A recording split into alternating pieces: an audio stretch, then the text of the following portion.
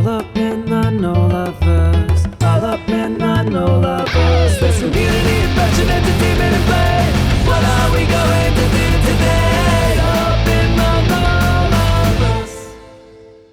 Hello, Magical Misfits. It's your girl Nola Bunny, and welcome back to the Nolaverse. Today, I am going to talk to you all about how to become a burlesque performer. Last week, I shared my burlesque journey, and I will leave that video in a description below in case you wish to learn about how I became a burlesque performer. And the beautiful thing about burlesque is that we all have our own personal, unique journeys.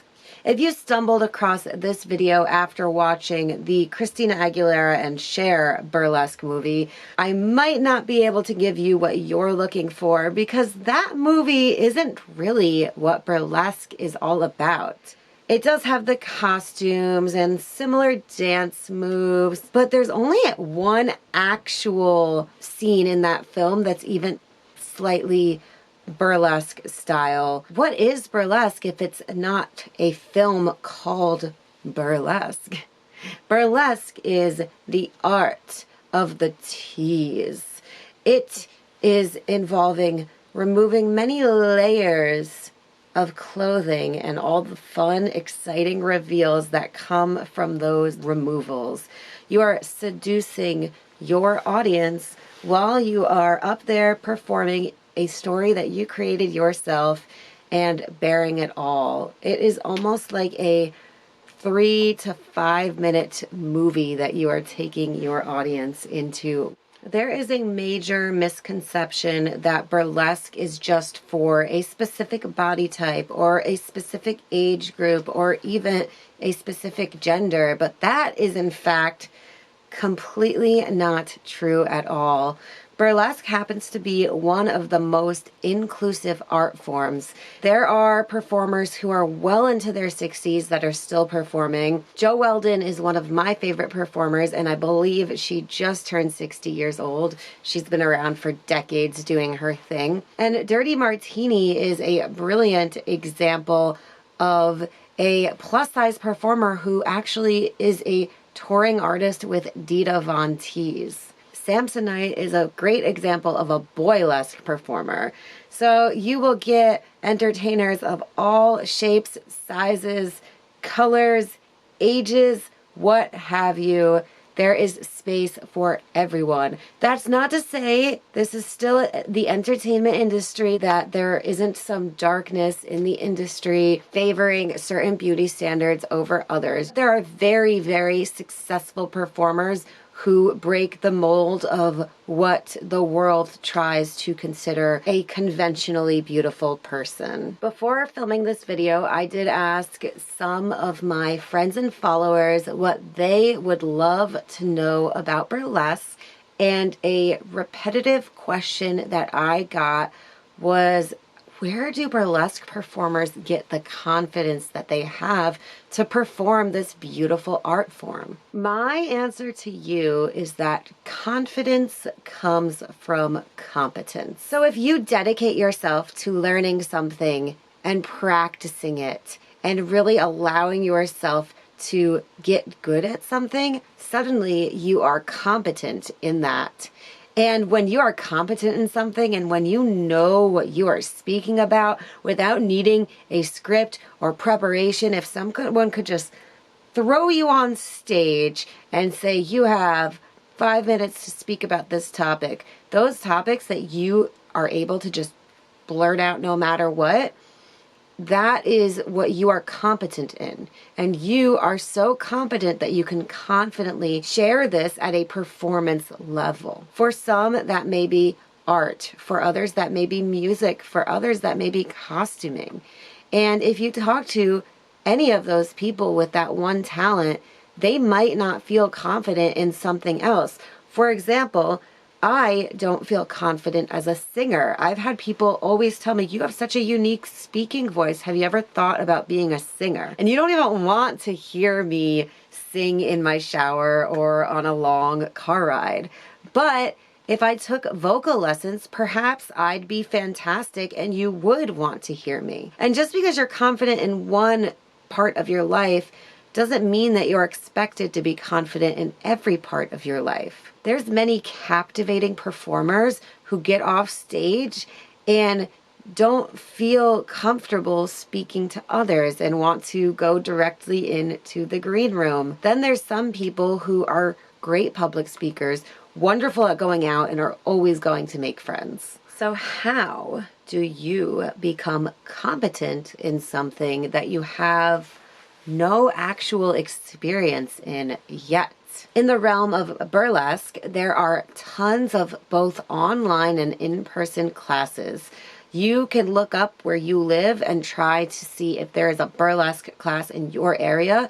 And if there's not, I'm certain you can find online classes, and I am so certain about that because I teach them myself. So you've taken a class and you're feeling ready to go out in the big, bad world of burlesque. But what now?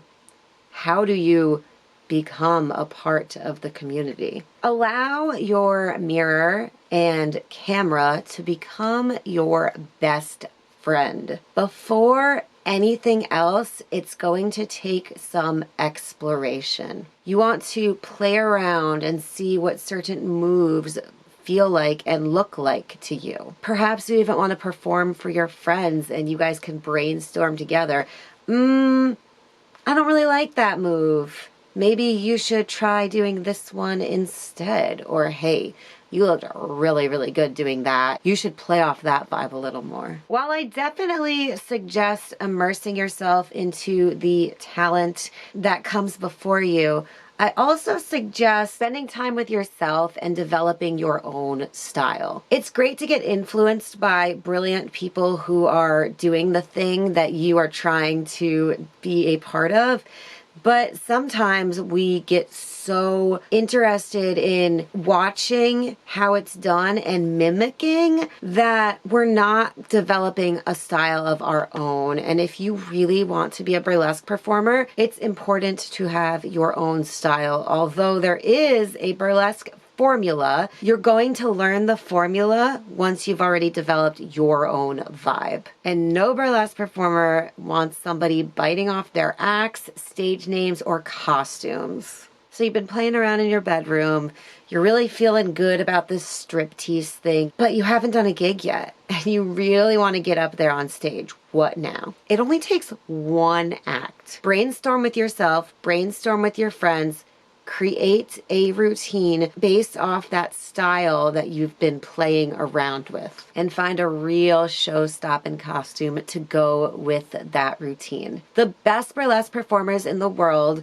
get booked based off their originality and their costuming. Costuming is huge. So what makes a good costume? Well, custom costumes are fantastic, as are vintage costumes. And I understand that not everybody has it in their budget to invest in this grand costume. But I will stress the importance of having an original costume that appears high-end, even if it didn't cost you much. I personally never go on stage in a fast fashion garment. But I do have some pieces, some base pieces, particularly my undergarments, that come from places like Amazon, and I embellish them myself with rhinestones and fringe. I'm also a prime thrift shopper. I have an online vintage shop, so I go weekly, but I'm telling you, you can find the most amazing, mind-blowing pieces directly in the thrift shop. Now, if that's not an option, and I understand not every thrift shop's going to have great pieces for great prices, that's also going to fit every body type, then totally check out your local mall, pick up some inexpensive bases, deck them out with rhinestones and tassels and fringe, and make them look nothing like what they were when they started. After you've created your routine, it's time to start submitting. But where do you submit to? Do a little research, see if there's a burlesque scene where you live, and if there's not, See if there is a burlesque festival happening. Burlesque festivals happen all over the world. Or you can even connect with the local bar and see if they might want burlesque. There's also something called amateur shows and amateur contests. I've personally never participated in an amateur show, but I don't doubt the beautiful communal aspect that would come from a show like that. I do, however, have a little word of advice. I would personally avoid calling yourself an amateur, at least publicly. In the age of social media, it is easy to lay it all out in the world and share every little thing that you are up to, including the amateur night burlesque show that you are performing at. But if this is something that you're really trying to do as a career, calling yourself an amateur is going to devalue you in the end. So totally do the amateur shows. Let your friends know that you're doing it. Ask for support, but be careful how you publicize the word and what you publish on social media if this is something you really want to do. Like I said, it only takes one really fantastic act, and media is everything. So get together with a group of friends, have a girls' day, put your makeup on, rent a studio, or do what I do and just set up a backdrop and film yourself. Have your friend help you film yourself. Get a really good quality video. Make sure it is horizontal and not vertical. Because our phones are set up vertically, it's most people's first mindset to start filming vertically, but that will not make a professional video. That's good for Instagram and TikTok, and that is about it. So you're going to want to get a really wonderful horizontal video, and you can start submitting to shows in your area. You can also get involved in local burlesque shows and become a part of the burlesque community by being a stage kitten. So a stage kitten is an assistant to the burlesque dancers that sets up their act and helps break it down. So as a stage kitten, it is really important to be watching the performers' routines and seeing where their costumes are ending up so you know exactly where to pick it up. This is never something that I've really done, so I'm not sure what the industry standard difference is for payment, but it is a really good way to see a ton of live burlesque, get to know burlesque performers in person, and get to know producers.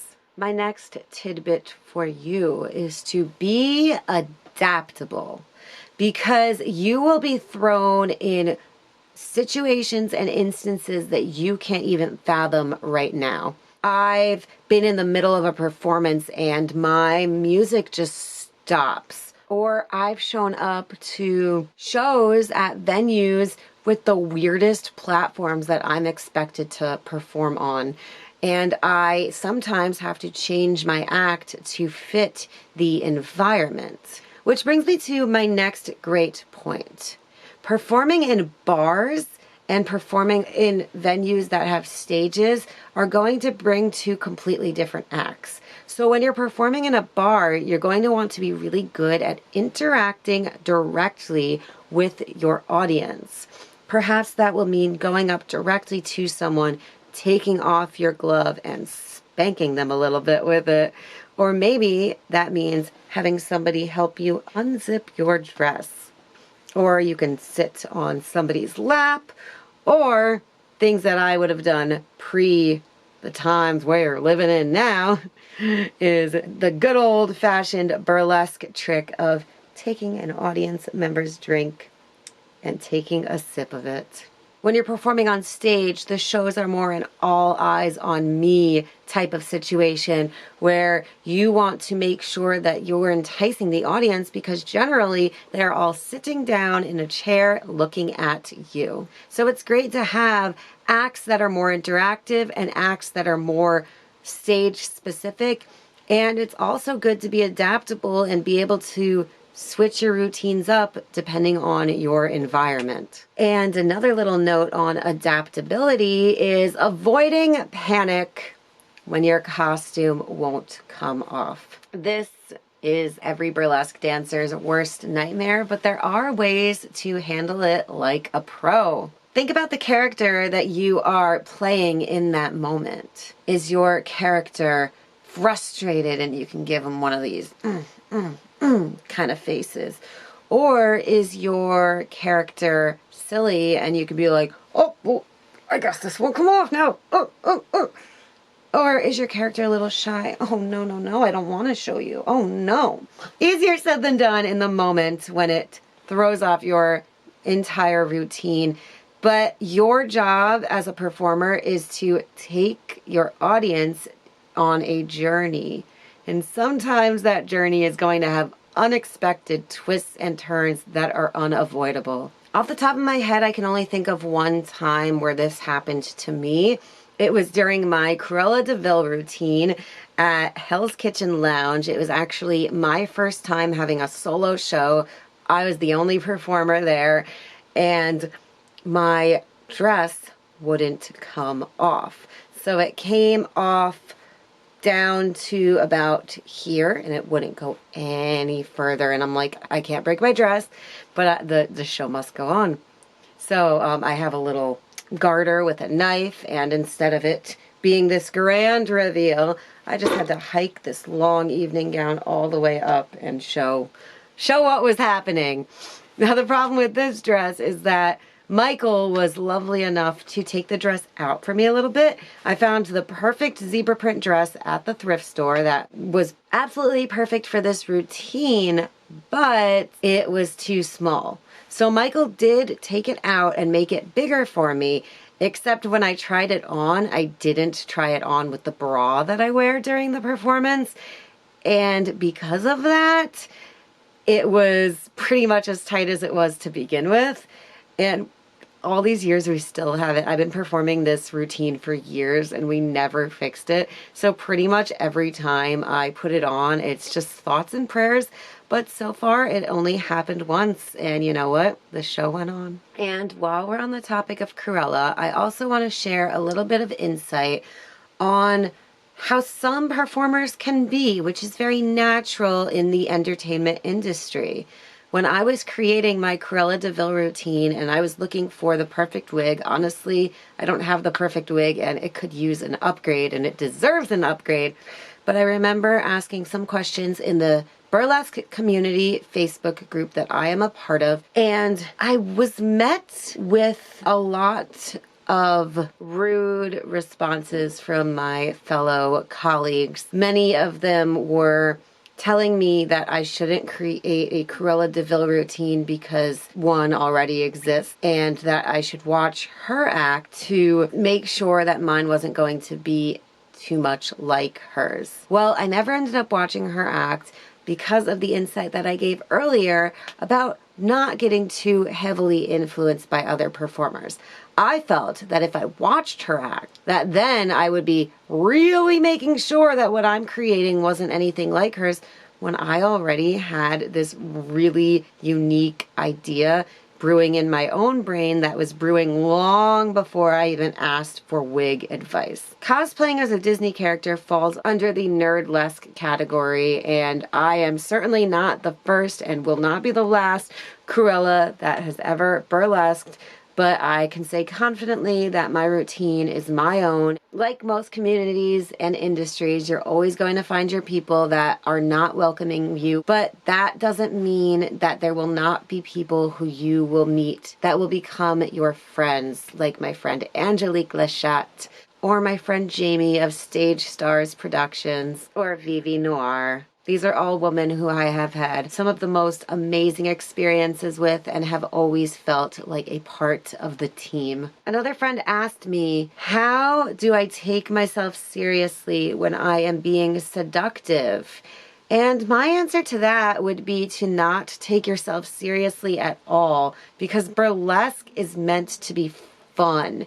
And being sexy does not always mean being serious. You can be seriously silly and still be sexy. So don't take yourself too seriously. Burlesque is all about removing your clothes at a public event.